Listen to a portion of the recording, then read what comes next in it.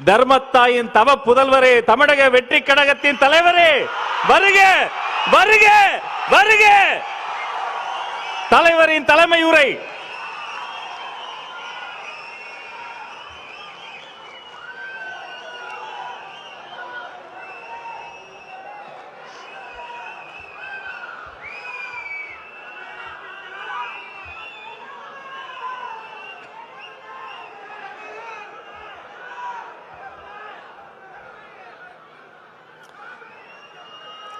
என் நெஞ்சில் குடியிருக்கும்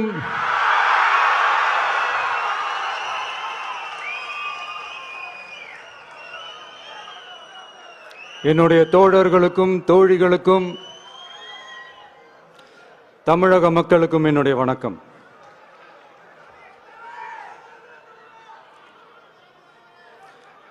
நம்ம குடும்ப உறவுகளை இழந்ததுனால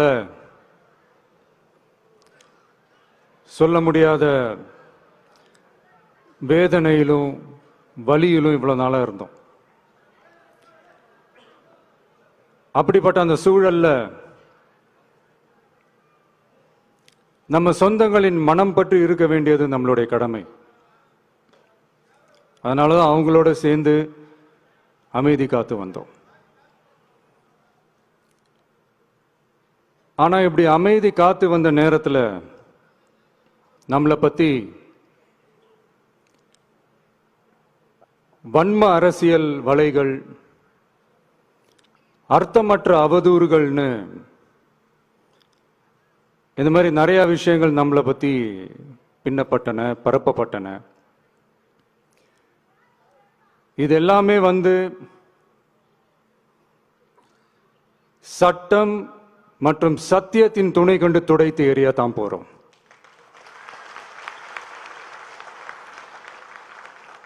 பட் அதுக்கு முன்னாடி தமிழக சட்டமன்றத்தில் நமக்கு எதிராக நிகழ்த்தப்பட்ட ஒரு உரைக்கு ஒரு நாகரிக பதிலடி கொடுக்கணும்னு நான் நினைக்கிறேன்.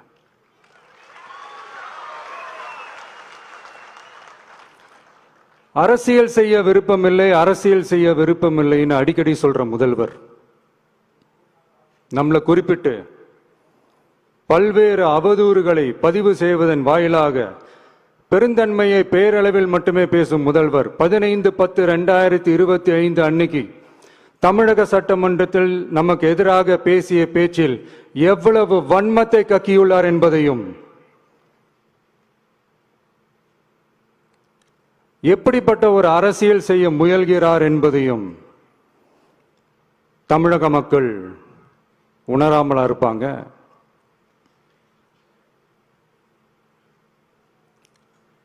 இந்த கரூரோட சேர்ந்து 5-6 மாவட்டத்துக்கு இந்த மக்கள் சந்திப்பு நிகழ்ச்சிகள்லாம் நடத்தியிருக்கிறோம், போயிருக்கிறோம்.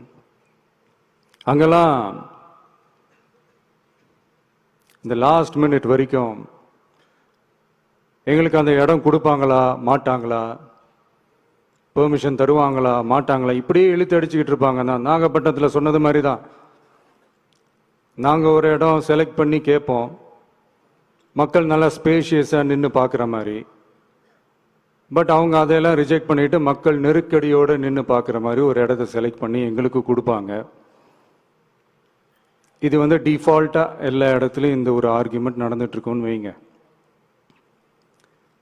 அது மட்டும் இல்லை, ஈடுபாடுகளை கொடுத்த உடனே எங்கள் சைட்லேருந்து ஒரு அறிக்கையும் வெளியிட்டோம். அது மட்டும் இல்லை, தமிழக வெற்றி கழகம் சார்பாக அனைத்து கட்சிகளுக்கும் சமமாக ஒரு முறையான ஒரு பொது வழிகாட்டு முறைகள் SOPs சொல்லுவாங்க, அதையும் வழங்கணும்னு சொல்லி உயர் நீதிமன்றத்தையும் நாடி இருக்கணும். இதுவும் தமிழக மக்கள் உணராமலா இருப்பாங்க. இப்படி ஒரு அரசியல் காழ்ப்புடன், நேர்மை திறனற்று நம்மளை பத்தி குற்றம் சாட்டியுள்ள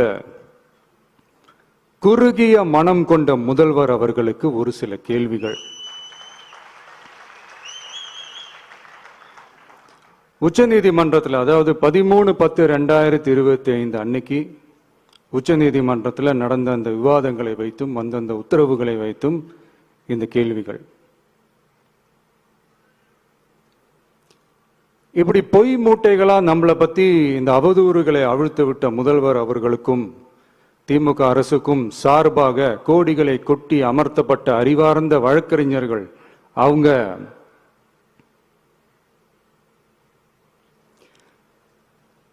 இந்த கபட நாடக திமுக அரசோட தில்லுமுல்லுகளை தாங்கி பிடிக்க இயலாமல் உச்ச நீதிமன்றத்தில் திக்கு திணறி நின்றது முதல்வர் அவர்களுக்கு மறந்துவிட்டதா? இந்த கரூர் சம்பவத்துக்கு அப்புறமே அவசரமா ஒரு தனிநபர் ஆணையம், அந்த தனிநபர் ஆணையத்தை அவமதிக்கிற மாதிரி அரசு உயர் அதிகாரிகள், காவல்துறை உயர் அதிகாரிகள் எல்லாருமே நம்மளை பத்தி ஃபுல்லா இந்த அவதூறுகள் பரப்பி ஒரு செய்தியாளர்கள் சந்திப்பு அவசரமா. இதெல்லாம் ஏன் நடக்குது? எதுக்காக நடக்குது அப்படின்னு ஒட்டுமொத்த தமிழக மக்களும் கேள்வி கேட்க ஆரம்பிச்சாங்க. இதுவும் தமிழக முதல்வர் மறந்துட்டாரா? அதுக்கப்புறம் அந்த தனிநபர் ஆணையத்தை தலையிலேயே கொட்டி வீட்டுக்கு அனுப்பிச்சிட்டாங்க. அது வேற விஷயம்.